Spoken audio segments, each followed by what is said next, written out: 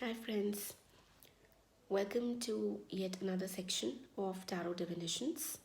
Myself, Dr. Kushbu Gulati, and I really hope that you all are safe and secure um, in your house and practicing lockdown safely.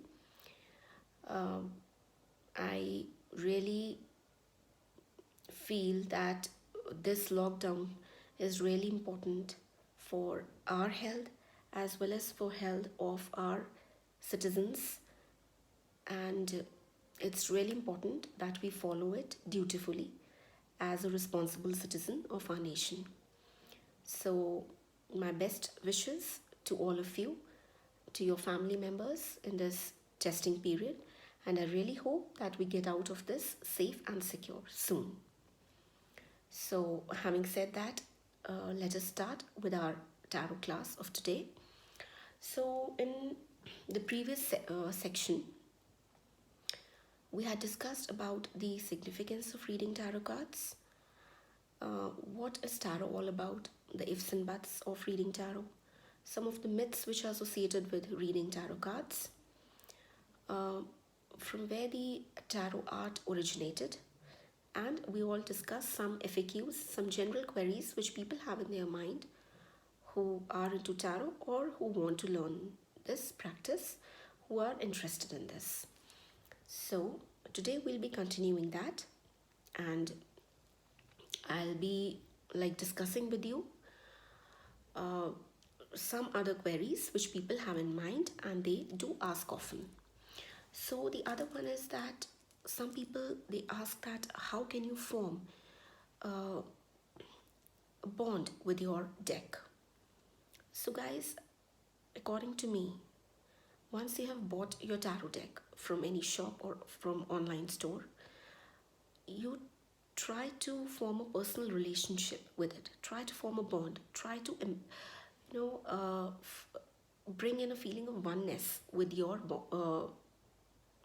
tarot deck, because that will help you bring in good energies, and you'll be able to learn it much better and read the tarot cards much you know intuitively for yourself as well as in the later stages for others.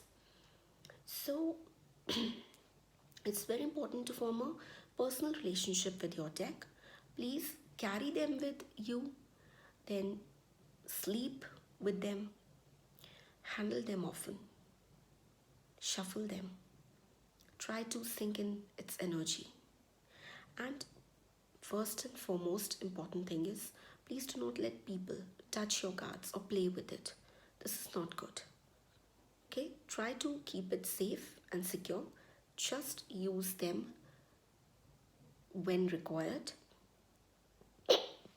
Sorry. And do not let people, touch your cards unnecessarily. Your deck should feel like yours and nobody else's. Okay, so it disturbs the energy when somebody touches or plays with your tarot cards. So don't let somebody do that. Having a bond with your deck, it will make your readings much accurate. So forming a bond is particularly important, guys. Okay, so this is how you can read your cards much more intuitively, much more accurately. You have to form a bond with your deck. The personal relationship is really important. The energies should match, the vibrational frequencies should match. Okay, the other important question is that which some people have in mind is, should the other person shuffle? Now this is a very important question. Should the other person shuffle your cards? See, this depends entirely on a tarot reader, what he or she wants. Some people, they don't like that anybody, you know, touches their tarot cards or shuffles it, because it disturbs the energy vibrations, the energy pattern. Personally, I also do not like anybody touching my tarot cards. I like to shuffle them myself. But some people, sorry, who are very good readers, and I know many of them, they like the seeker to ask their question, shuffle the cards, and then hand the cards over to them, that is to the reader, and then the reader will lay it out and will interpret it to them. So, but as I said, it is a total personal preference, and I do not like personally that people should touch my cards. I like to shuffle them myself. So that's a total personal preference, whether you want the other person to shuffle your cards who wants a reading from you, or whether you want to shuffle it yourself. Now, sorry, another question which is important is, what are reversals and should we use reversals? See, tarot cards can be read in two ways. First is upright and the second is reversed. Personally, I prefer to to read the cards upright.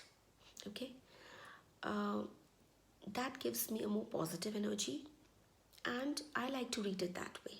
It is also a preference of a particular tarot card reader to read the cards upright or reversed.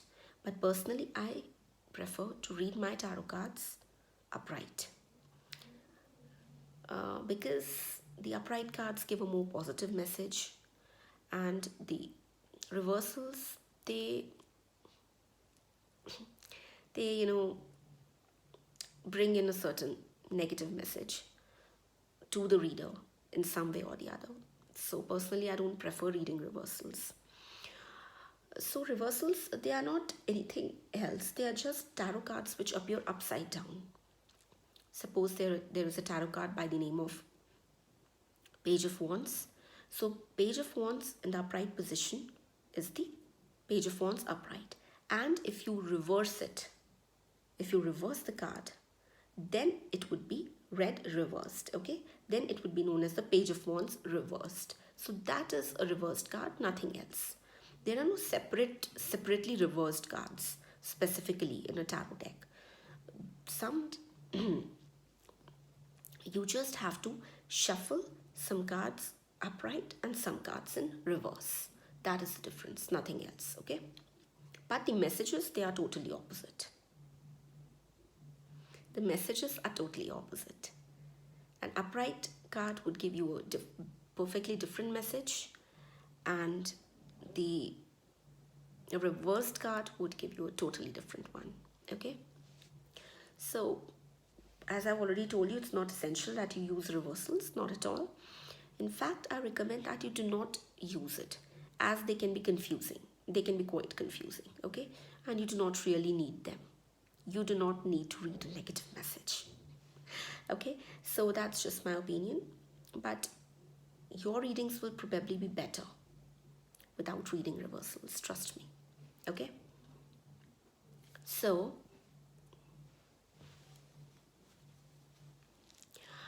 see, now having discussed the FAQs, we'll learn something about the structure of a tarot. Now tarot has a very specific structure. Okay, and tarot cards, there are total of 78 tarot cards, okay, in a deck. I think I had told you in the previous video. There are 78 tarot cards in a deck, out of which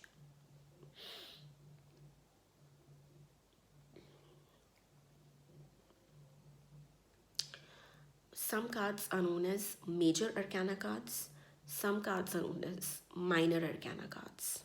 Okay, so there are 22 major arcana cards in a tarot deck, whereas there are 56 minor arcana cards in a tarot deck. Okay, now you will ask me, what is major, what is minor? Okay, so I'll let you know what is major arcanas, what are minor arcanas. See, the major arcanas, they reflect all the major life events which have to happen, okay, at some point or other in your life. And they are those events or those predictions which are hard to control, okay. They are hard to control because they are a result of your destiny or fate.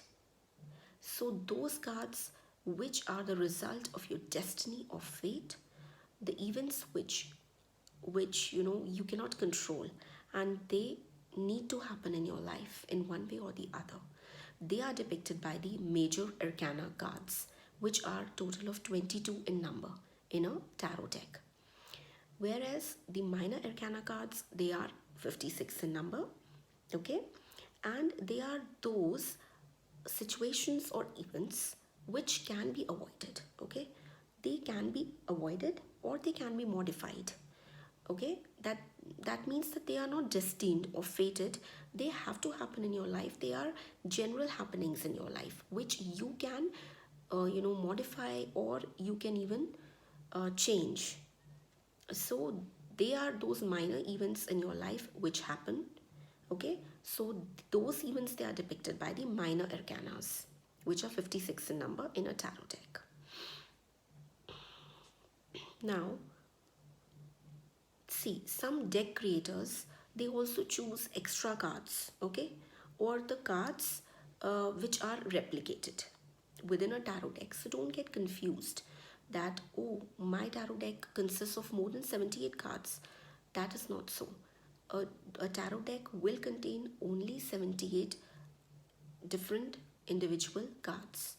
If there are more than 78 cards, that means a particular tarot deck has replicated some of the tarot cards in your particular tarot deck, okay. So that means there may be duplicate tarot cards also in your tarot deck, okay. Got it? Now see, now this minor arcana cards, the minor arcana cards, they are split into 4 suits, as I had already told you in the first section. The 4 suits are wands, cups, pentacles and swords, okay.